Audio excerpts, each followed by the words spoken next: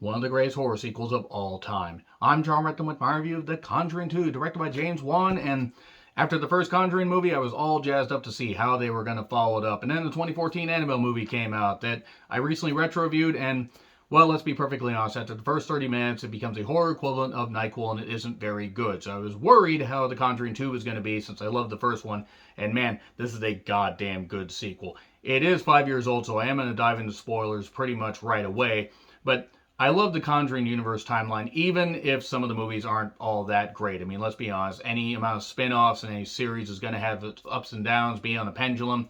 And after The Conjuring 3, The Devil Made Me Do It came out, I wanted to have this retro reviewed along with Annabelle Creation before that movie came out. But unfortunately, life got in the way, and I was busy with work, and I was run down, so you're getting this review now.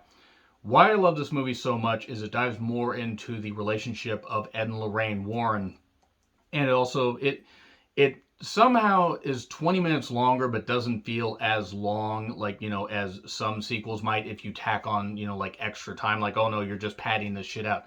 This movie doesn't feel pad out. It focuses on the Hodgson family over in North England, where basically they are haunted by an entity that may be, spiritual, maybe demonic. Who the fuck knows? Who the fuck knows what's going on? This is based on the case files of Ed and Lorraine Warren and is basically England's version of the Amityville Horror, which is funny because we start off with the Amityville house where Ed and Lorraine are doing their investigation, and Lorraine's trying to figure out what the hell is going on here, and oh my god, was this in cold blood or demonic possession? Was James Brolin's beard really controlling everything? Wait, that's the 70s movie.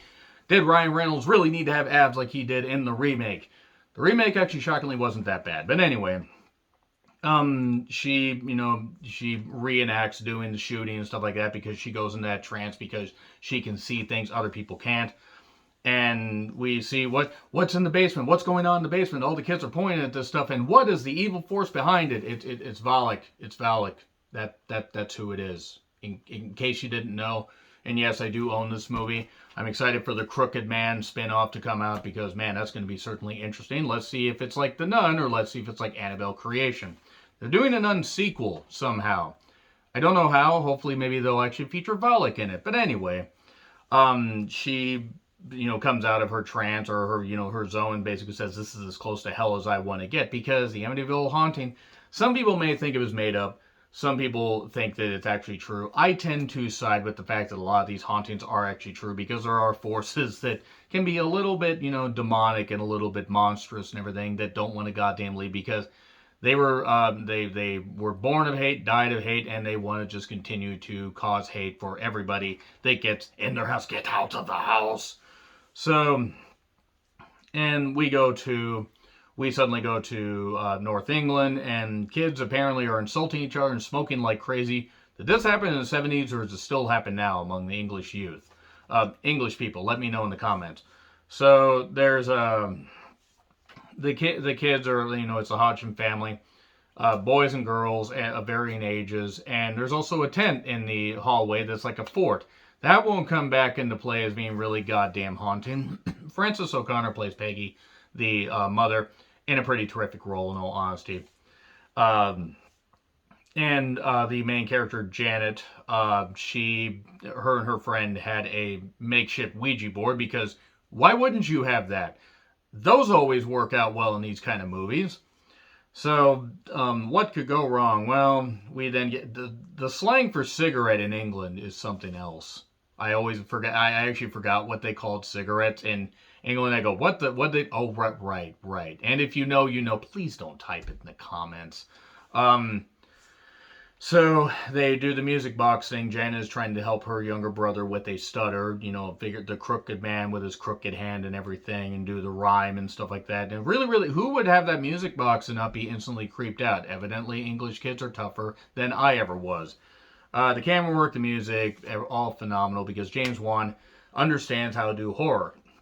He understands how to do filmmaking because he's just that goddamn smart. He had like $1 million to make Saw, and he's gone on to do stuff like as big budgeted as Aquaman, which, boy, that is certainly something. The guy who directed The Conjuring, The Conjuring 2, and Saw did Aquaman. Proof that you can succeed when you got a lot of ingenuity and you know what the fuck you're doing. So I came to this conclusion that everything in England is rainy and covered in fog. And never has a rocking chair, an old rocking chair is all worn and everything, been so goddamn haunting. That comes back into play a little bit later. um, welcome to my house. The demons possessed all around, and it's gonna take your soul. Oh wow, that was a really bad rendition of that song. Um, Later we go back to the Warren household, and Ed is inspired to paint something. And it turns out he's inspired to paint Valak, even though he doesn't know it's Valak. Paint a creepy nun. What could go wrong when you have haunted shit in your house? Anyway, Lorraine doesn't really want to be anywhere near it because that's understandable. She doesn't want to do any cases for a while because that was as close to hell as she wanted to get. And so finally and then we go back to the Hodgson household, and finally somebody grabs a flashlight. That I first wrote as somebody grabs a flashlight, and then I realized that I need better handwriting, and also there is something really wrong if somebody grabs a flashlight in a horror movie. So anyway, the bed's a shaking, and man, when beds are a shaking, you're gonna be quaking. We get, Peggy's like, well, nothing's happening here or whatever, stop shaking your beds. And then suddenly the shelving, it's like this chest of drawers, it's pretty heavy, swings right into the goddamn door. And she's like, oh, I better get my family out of here. So the cops come to the rescue. I do want to say right now that Franca Potente, who was in Run Lola Run and Princess and the Warrior, which I need to go back and retro review both of those, she's in this, and I love her. She's awesome. Mom, who's that? We go back to the Warren household. What is this? The freaking, Summer Olympics where we just jump back and forth. It's Valak, and oh no, what's going on here? Valak's just like, hi, I'm gonna go this way. By the way, I just recently reviewed Jacob's Wife that has the woman that plays Valak in it. And if you want to see something that just doesn't help anybody and just is one of the worst movies of the year, go watch that. Not a good use of her talents. Anyway, so what's going on? It's Valak. We've been over this, and actually we get to see hints. If you've seen this movie before, you get to see hints like Valak's name is actually featured, even though they don't know what the name is for a while. And Lorraine gets locked in one of the offices, and then the portrait possession, and man, that's just really cool because it does this, and then just does that. It's like driving force and everything. It's like I'm driving an arcade game. But man, that was really, really cool. Then she gets sent to the basement. What the hell's going on? She sees Ed's death where he gets impaled by something. What the fuck is going on? Then we cut back to the Hodgson household. Really, really jarring how they just keep going back and forth and back and forth. Man, the camera crew must have been tired. I kid, of course. The Hodgsons, Peggy basically gets, talked into having her house talked about because it's a haunting. She's over at her neighbor's house. There's this guy named Maurice Gross who believes them, but other people don't. Understandable.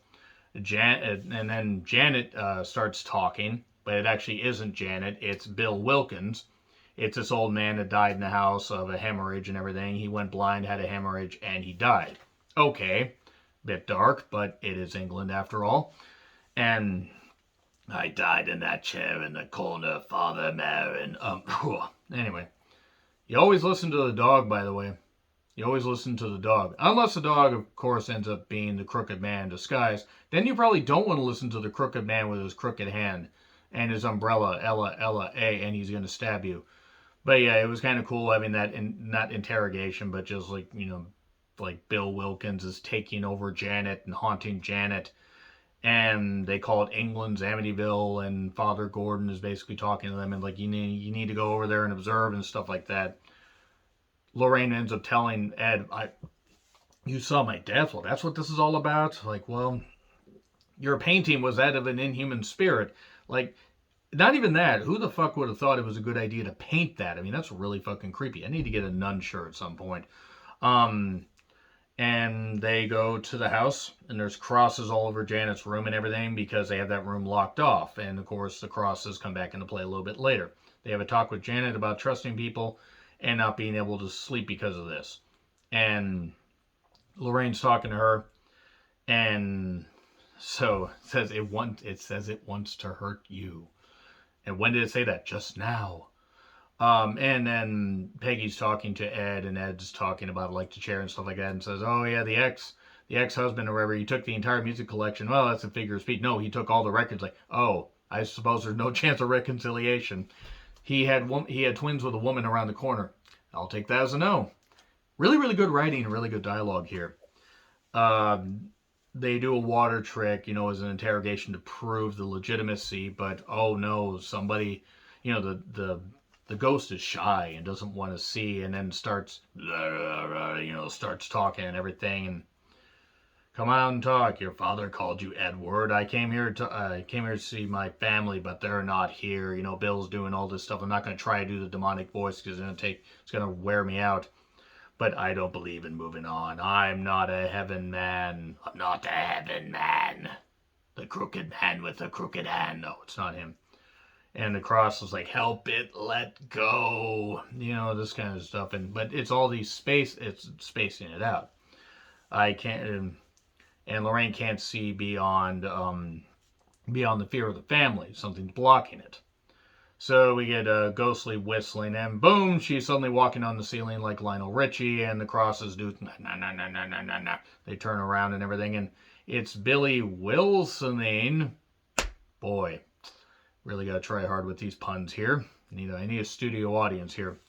And turn that cross upside down, and then Janet gets trapped, and well, it nearly has a hold of her, like it's trying to really get a hold of her. It turns out that, well, that something's using Bill Wilkins. That actually it's not really him. Anita is skeptical, as you would expect, because a cop would be skeptical. Maybe Peggy's trying to get more or better housing or whatever because of all the bad stuff that happened to her. The sing along with Fools Rush In was great. And this is while the equipment was set up. It was a nice montage, really good. Patrick Wilson actually did a really good job singing. You got to face your fears with a cross in the face. No. Then we get a flooded basement because earlier the washer decided to go on the fritz. And so the basement was flooded. It's more like Mr. Ed Fix It, which means he stomps his hooves a couple times and everything gets fixed. So it's Billy Basement Wilkins because he's just floating down here. Yes. And then we get Janet kind of going nuts and everything. She has knife meeting you. She's trying to kill people. And Janet tosses the kitchen and basically is doing this while the camera catches her. Like, what the hell's going on? She's faking it, I approve. Well, it turns out, and the Warrens see that and like, well, they're going to take one look at that. Even though we believe it, they're going to take one look at that to church and they're going to get rid of it. Or they're going to, dismiss it. So they leave. And basically the kids ask, why did you do it? Janet says, it said it would kill you if I didn't make them leave. So they listen to the audio. It tells you sweet secrets.